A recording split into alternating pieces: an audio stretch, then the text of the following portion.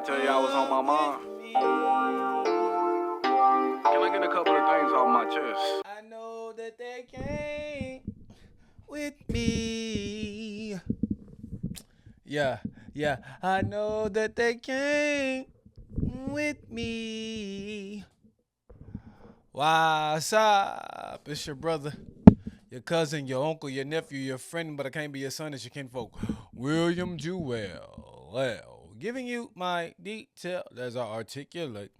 This is articulating. Rap. How y'all doing? If you haven't already, make sure you hit the subscribe button down below and turn all the notifications on so you can get all new content when I post it. I just came here to articulate and give you my detailed perspective from a close-up and far-away point of view. Telescopic and microscopic. Right? Because ain't nobody doing it like me at the end of the day. I ain't trying to toot my own horn. I ain't trying to be braggadocious about it, but this is hip-hop. Who would I be on this podcast speaking on hip-hop not to have that culture running through my veins? Man, I'm trying to get the views up. I haven't been doing my clips. I haven't been doing my Instagram. I haven't been doing the things that made me get more engagement, right? And at the same time, I've been focusing on business outside of the realm of hip hop and podcasts. And so it got me busy, right? And, I'm a father, I'm a husband, first and foremost, I'm a family man. So I got to get that right now money. Forget jacking, forget trapping. I'm trying to get that right now money the legal way. And it is what it is. I can only do what I can do. I'm only one man. Maybe I should hire some people. Maybe I should get a little team. But I'm trying to do what I can. I'm only one man doing what I can. Yeah. To give you everything you need to be everything I can be. I'm only one man. Right. Shout out Tank. Well, yeah. Man, for the moment we've been waiting for it, and I've been waiting for this for a couple of years. Because it was supposed to be forever in a day. Right? Remember that rumor when JID was supposed to drop an album last year called Forever in a Day? Right? Because he had the Never story, then the Forever story, then it was supposed to be Forever in a Day. And then we have God Doesn't Like Ugly. Right? And he told us a couple months ago that he was dropping. He released the Prelux. He released 32, a football highlight. He released Bo, right, of him rapping to the boom bap beats. I reviewed everything. Then he gave us 4 tracks on the Prelux: Animal with Eminem, song with Lil Yachty, song with Black, and a solo song on the introduction of the Prelux. So he gave us pretty much 6 songs before he gave us this 15 track body of work. So far we have 21 songs from JID in 2025 that was solo focused. 15 tracks, 57 minutes. And I'm very appreciative of this album. I'm very thankful. I'm very grateful of this album because JID is like what the game needs. Not necessarily what the game's been missing because he hasn't been gone long, but he just gives it that texture. he just gives it that vibration, just gives it that light, right? That colorful energy, like a damn near cartoon, right? Like Who Shot Roger Rabbit or Who Framed Roger Rabbit. It's some real people in the movie, but when we see Roger Rabbit, he's the cartoon. And I'm not saying JID is a cartoon, but like the animation, just the energy that he gives you, the cadence, the voice inflection, it just puts you in a space where you feel like you're in a 3D, or you feel like you're in a color book, in essence. And I feel like Clips gave us that black and white. They gave us that drama with Let God Sort 'Em Out. When I think about Freddie Gibbs, when I think about what he did on Alfredo 2, he went to Japan. He pretty much gave us a kung fu action movie, right? But still kept it classic, still kept it traditional. When we think about JID, is like he's going bonkers. Jitty JID, like that's short for jittery, right? And you can tell like he's very jittery. Like he's a ball of energy. So when you see a cartoon like bouncing off the walls, boom, boom, boom, boom, boom, boom, bang, bang, bang, bang, bang, bang, bang, bang, bang. Like I think of JID in the landscape of hip hop. And that's what he provides for me. And that's what I need to stay light on my feet. That's what I need for the wings to be on my back. That's what I need for that halo to be on my head. Just something to make me smile. Not to take myself too serious. Not to get too deep, too dark. But stay in the radiance. Stay in the UV rays, right, of the light.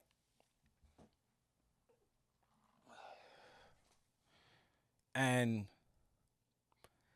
when I listen to it, I'm gonna give you my top 5 songs. My top 5 songs. Community, which was featuring the Clips.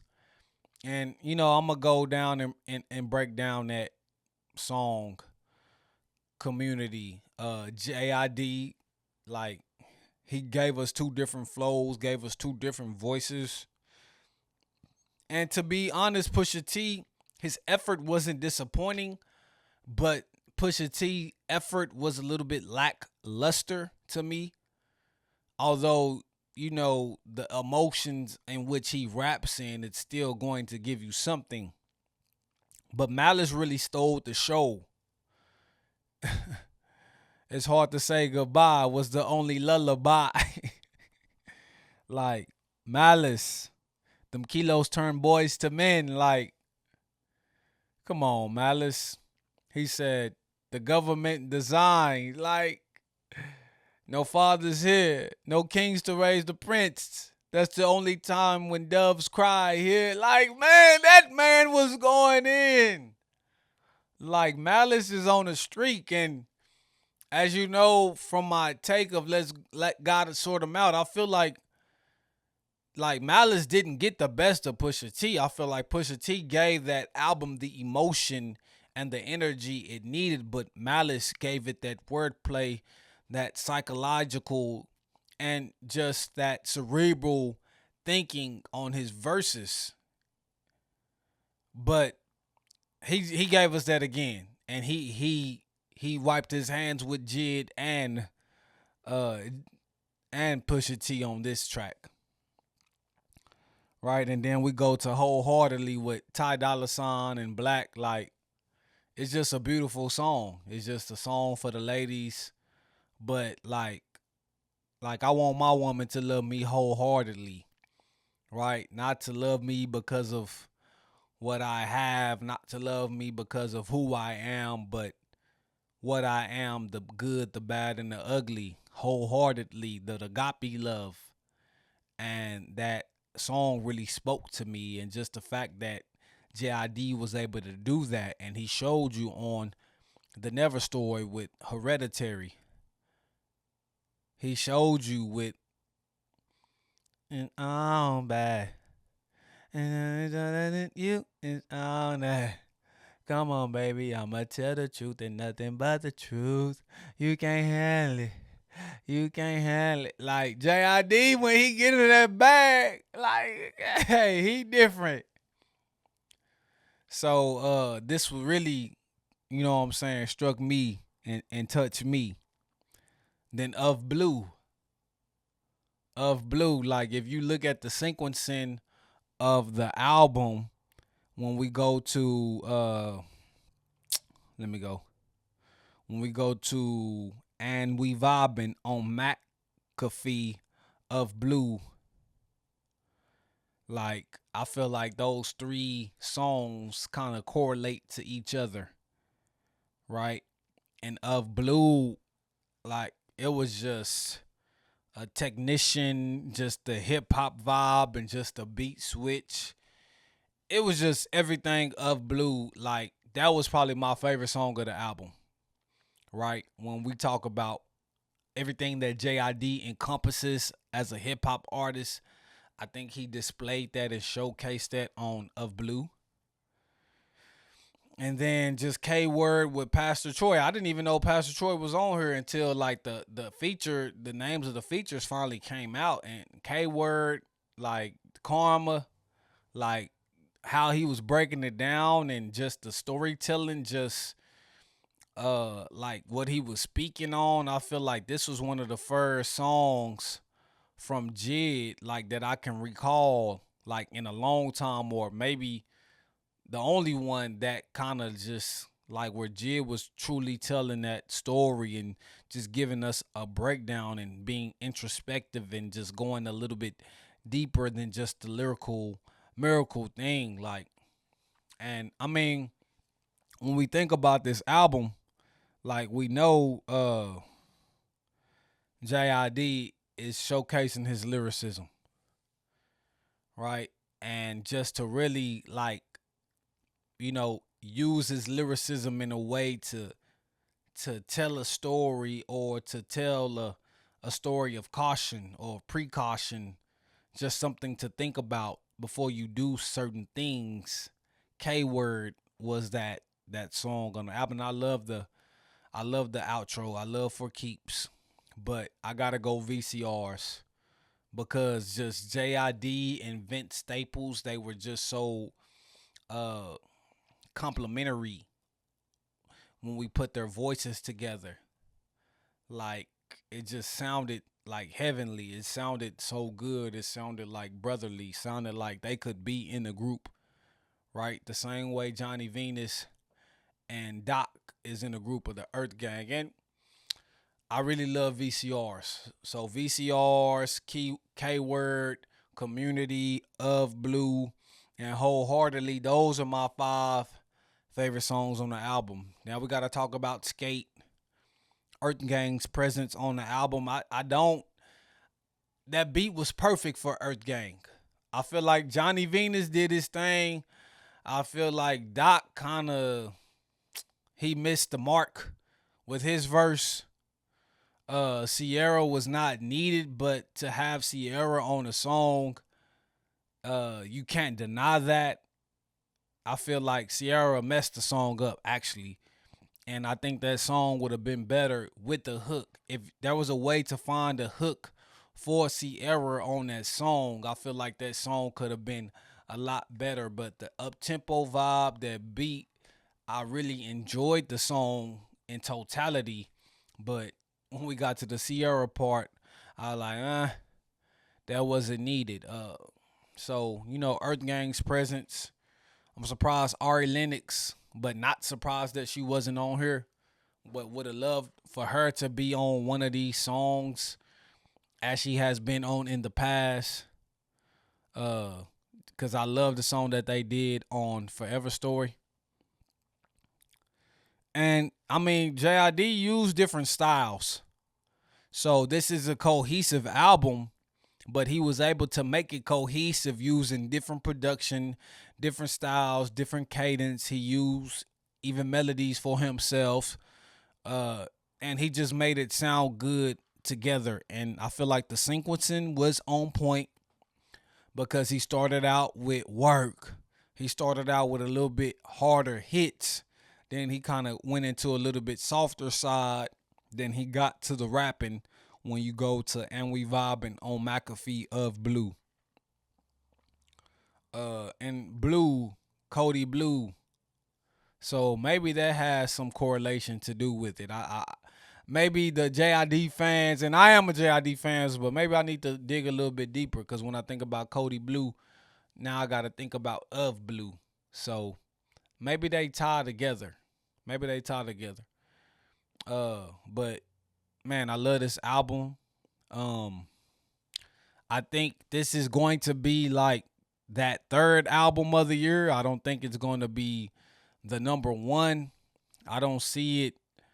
To me, it's not Clips, right? It's not Clips. It's not Let God Sort 'Em Out. It just doesn't have that type of cohesion, that type of intention, that type of masterfulness that only Pharrell and Clips and veteran artists could capture. But at the same time, we know when we talk about Alfredo too, just it's just something. It's not traditional. Like it's not as traditional, not as pure, not as just. I don't know. Just Alfredo. It puts me on a different vibe. It puts me on a different path. But I feel like JID is 3 right now for me for the album of the year. But I think it was a great album. I mean, and when we think about what Punch said on the Curtis King interview, he was saying some artists need to work on their mid range. It's not all about lyrical miracle. And JID, he's kind of getting the reputation for being the lyrical miracle rapper, but able to have fun with it and just sound good because of his flows and his vibes and cadences, right? And his voice inflection. I think that's what gives him a pass because he has the animation that's needed and not just a monotone lyrical spitter.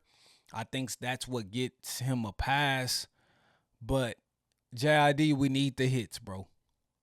I feel like Wholeheartedly could be like a nice song.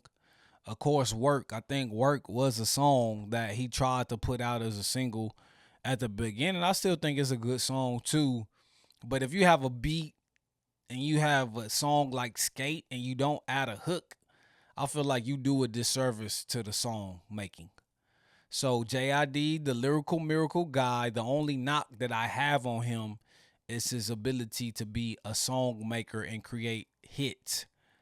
I feel like that's the only thing that's blocking him from the upper echelon and getting to that next tier. Because when we think about the next tier, because I don't feel like JID is even in the Wale, Big Sean, Meek Mill hemisphere, right? I think he's a third tier rapper right now because he hasn't given us, hits, multiple hits. Like JID can't do verses. And JID been out for 10 years. And I say this as a big JID fan. And that's the reason why he's not highly coveted as these other rappers because he hasn't given us a hit.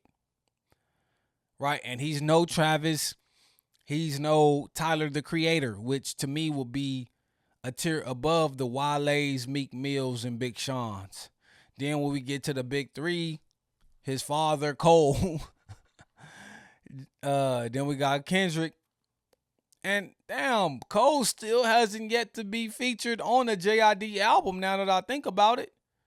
JID's been on Dreamville for 3 years. Cole, what the hell are you doing? Cole, you wasn't going to be featured on this JID album? Like, how could you drop the ball like that? And JID, you're asking for a Kendrick feature on a Joe Budden interview. Of course, you and Cole got songs together, 15 tracks, but damn, y'all should have used one of these tracks on that album. This is a disservice. I just don't like that. That's what I don't like. Because we've been clamoring for more music from Cole, and he could have used this opportunity to give JID that boost. And I feel like a song with Cole would have made all the difference on this album. But I digress. All right. We gotta go to Gunna. Gunna, the last one. Right? Another ATL rapper. And I enjoy Gunna thoroughly. I enjoy Gunna because everybody counted him out. And it's something about the underdog. It's something about somebody that got all the chips against him. It's something about that people, when they turn their back on a certain person, that intrigues me, that interests me, that makes me want to go to bat for them, that makes me want to step in their corner. Because if we really think about the situation, all that he said was, Young Thug is a gang. He said YSL is a gang. And Thug is free. So what did he rat? What did he rat about? He didn't tell them about any business dealings. He didn't speak on any criminal activity. So what was the rat? What was the telling part? And a lot of people tried to bury him because of that. But he rose from the ashes. He rose from the dead, and the Lord shall guide my spirit home. Like, he rose from the dead like a zombie. He rose from the dead like Lazarus. He rose from the dead like Goku when they got the Dragon Balls and wished him back to life, and he had the halo on his head. He returned to reality. And he returned to reality, and he dropped nothing but fire music. A gift and a curse. One of one. And now this, the last one, the last song, the last album on YSL. Thank God and good riddance, Young Thug. Because at this point, you're doing nothing but holding him back. At this point, you're allowing the dirt to be smeared. At this point, you're trying to keep it so street when the streets did not keep you. Right? You're trying to keep it so P when the P was stuck in you. The penis. Because you got screwed. You got screwed. So, this is the last album from YSL. And you could tell this was the last album. You could tell with the substance of the music. You could tell that Gunna was saying, like, I'm blocking out the noise. Whatever they say is whatever. I'm still him. I don't care. I'm not getting offended. Whatever. They clowns.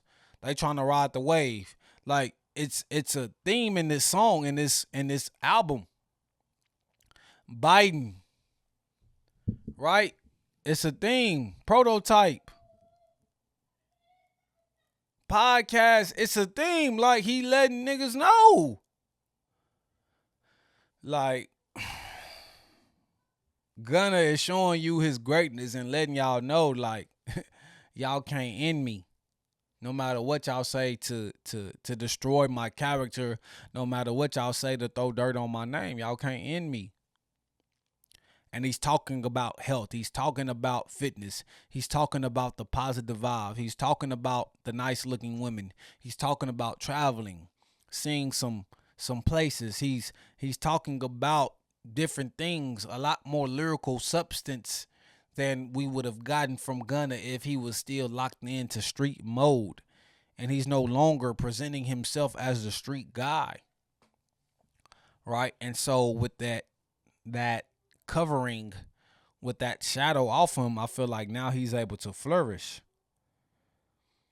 Many nights. Like that song I love. You go to Prototype. You go to CFWM, and they came up with me. Like, that's just, man, when we talk about vibes and we talk about like just the melody, like how he did and got on that melody, that was something to behold, right? And it's just the whole vibe throughout the whole song is like a heartbeat, like without no disruptions, that's beating at that constant pace. It's so cohesive. It's so sequenced right. It's just so heartfelt at the same time, and it just gels well. It's just integrated in a way, interwoven, like in a way where nothing can get through the seams and nothing can seep through the cracks.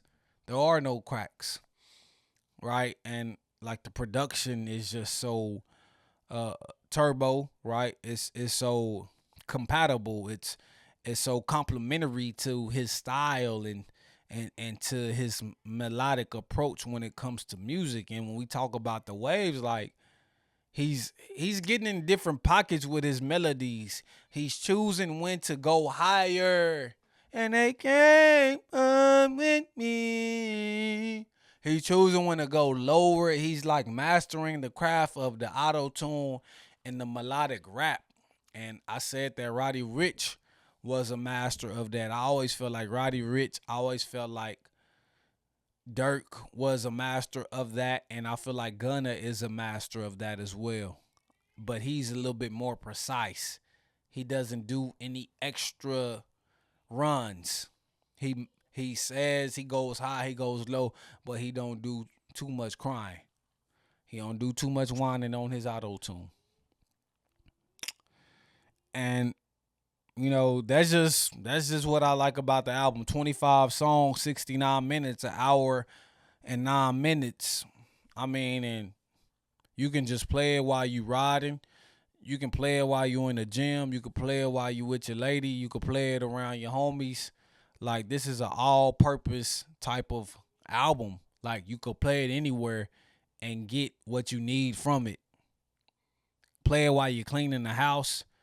Just vibing out. You know what I'm saying? Not really having to think too much. Just letting the music go. So salute to Gunna.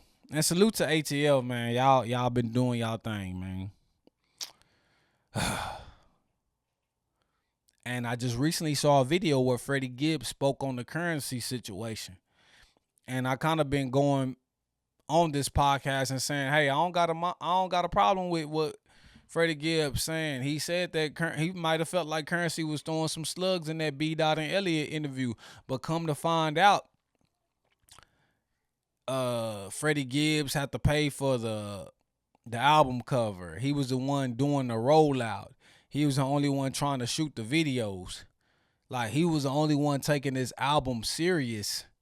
And The Alchemist wasn't taking this album as serious, or no, not The Alchemist. And Currency wasn't taking this album as serious as Freddie was. And he was like, just put it out. And nah, like, come on, man, we gotta really put this promotion behind this, put a little bit marketing behind this so we can get some money. So Freddie felt like, hey, you screwed me over on the business side of things.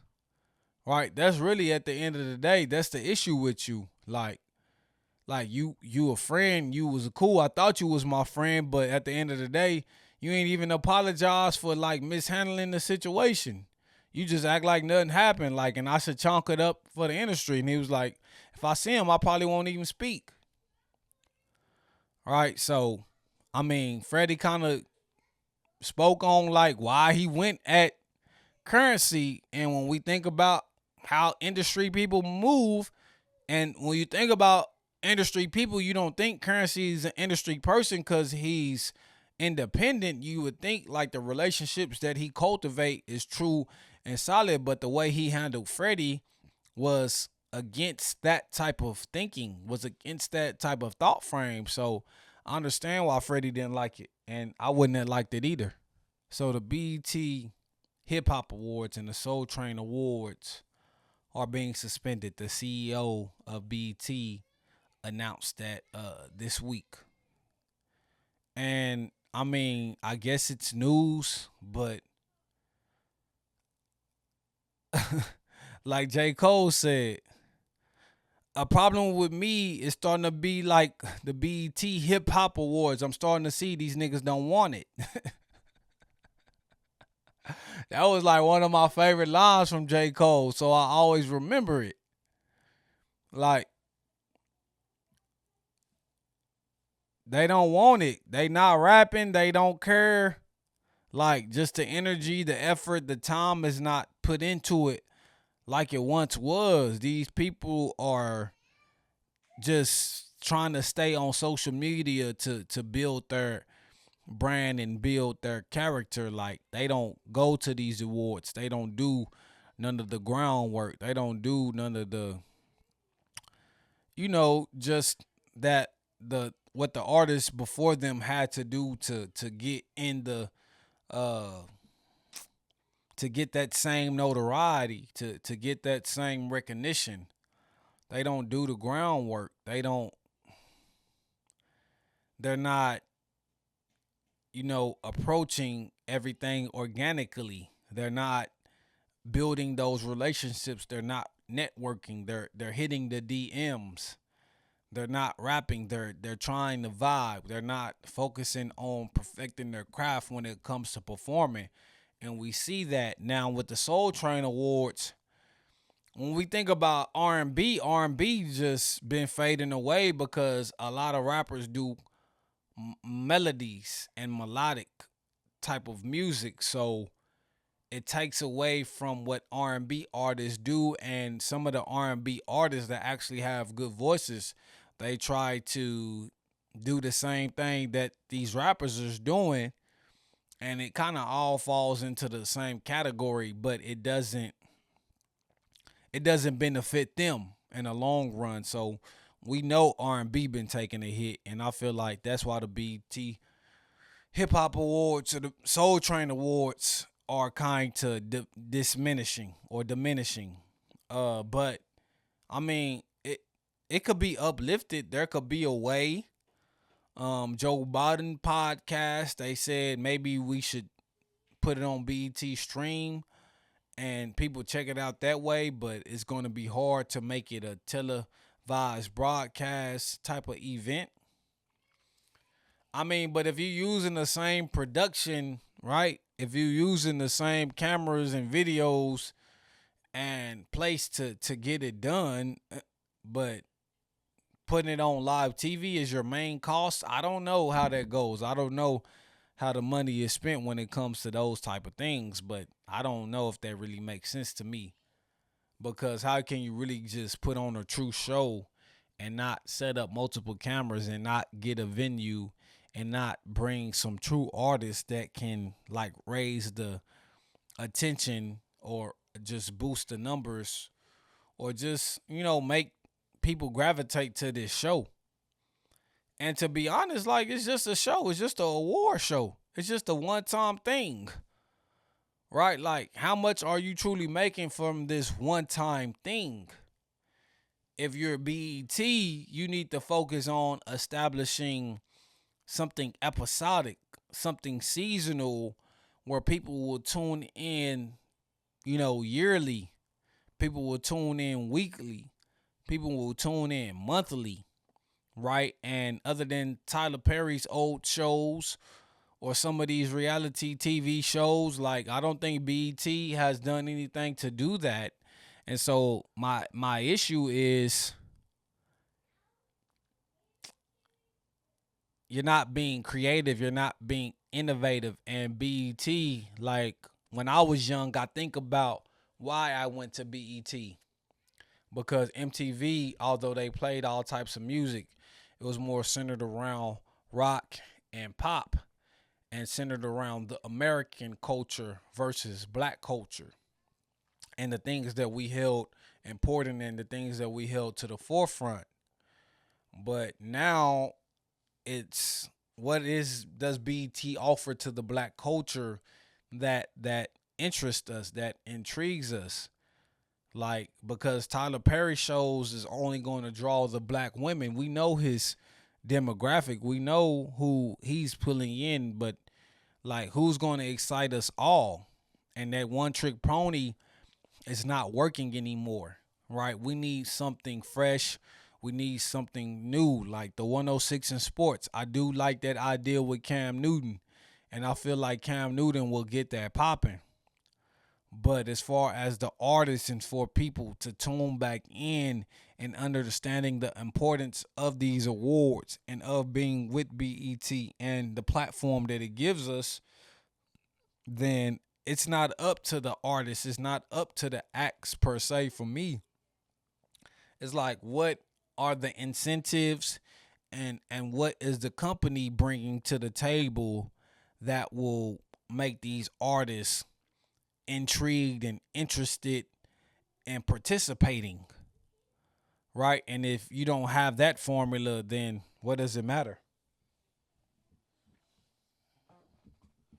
What does it matter?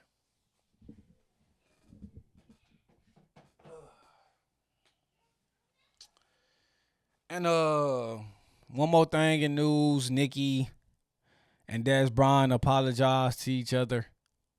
Let me see if I can find the tweet just to be more of a journalist.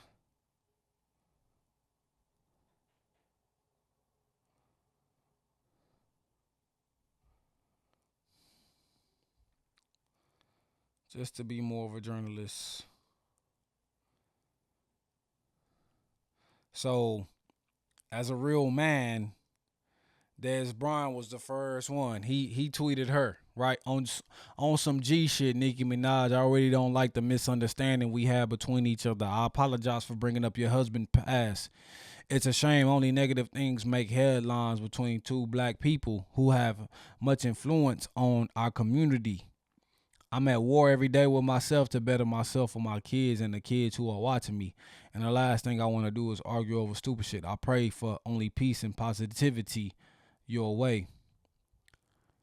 And Nikki responds, the Lord will grant you peace, Des. Nothing makes me respect someone more than a public display of accountability. I accept your apology. I apologize as well if I offended you. If you still want to do that fight, let me know. He definitely got them hands. Seriously though, all the best. And I mean, they nipped that in the bud. They nipped that in the bud, and like, damn, that says a lot about Dez Bryant, honestly, because you know that bothered him. It bothered him, to have that on the internet. And he's a man, he got kids, and he's talking this type of way when he's trying to be a role model to the young ones and the people that's watching him, because as an all-star superstar athlete, that's how you'll always be perceived, right? He's a cowboy. Like, that's the main reason why people know who Dez Bryant is, because Dez Bryant is not technically a Hall of Fame wide receiver. He had a Hall of Fame wide receiver years, but in totality, what he did with the Cowboys and their playoff runs, I don't know if he will be able to get in the Hall of Fame, especially with his behavior outside the lines. I don't know if they will grant him a Hall of Fame. I don't even know his career numbers either, when it's comparable to the others. So like, if he wasn't a Cowboy, Dez Bryant would just be another good receiver in the past. Like, we talk about Devontae Adams, but Dez Bryant is still a bigger name than Devontae Adams. We talk about Justin Jefferson, LSU championship, but Dez Bryant is still a bigger name. Now, Jamar Chase and Justin Jefferson is a little bit different. They getting there, but Dez Bryant is still a big name. And his name holds weight, and at the end of the day, he got to carry himself as such. And when we talking about Nikki, this apology that was accepted, and her apology too, this kind of humanized her, made us realize, okay, that's all she wants. That's all she wants. That's all she wants is an apology. She's really hurt. Like, when somebody's hurt like that, they don't care about the back and forth between them. If you don't never say that you're sorry for the pain, if you don't ever say that you're sorry for whatever they may feeling, whether you did it directly or indirectly, then they might never forgive you. They might never come to grips with that situation. And the fact that Nikki accepted the apology and apologized herself, I mean, that says a lot about what I'm sorry can do to the psyche, to the ego of some people that just want to be apologized to for any wrongdoing they felt like that was done to them. And I feel like if Jay-Z just say, Nikki, I'm sorry, like, I didn't know, like, I'm sorry, I think Nikki would let that whole thing go. But you can't, like, measure the vengeance of a woman. You cannot measure that. And speaking on football, I got to salute to Shador Sanders. I'm not a hater, but I'm not a believer. That's what I told my brother. I told my cousin, I'm not a believer of Shador Sanders like that. And although this was preseason, we know who's playing in the first preseason game. Nothing but third and fourth stringer. So, like, I want to see what he can do against the first and second team.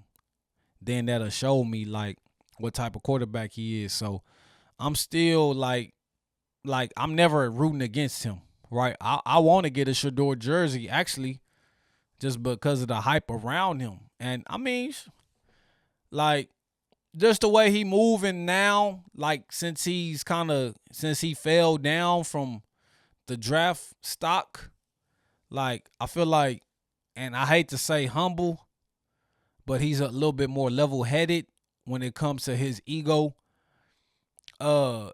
I like him a little bit more, right? And I like how he's conducting himself and handling himself in the public. So, I mean, I am rooting for the kid.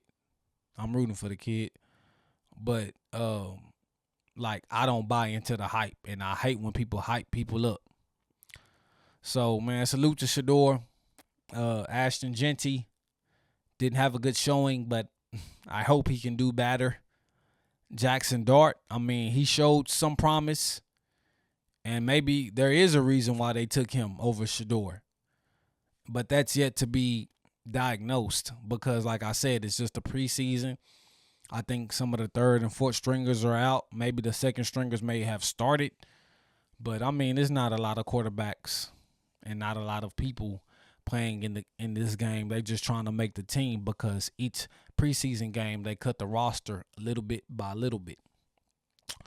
So I think Shador is on to that next week, and let's see what he can do. But it's your brother, your cousin, your uncle, your nephew, your friend, but I can't be his son as your kinfolk, William Jewell. Well, giving you my detail as I articulate. This is articulating. Rap, rap, rap.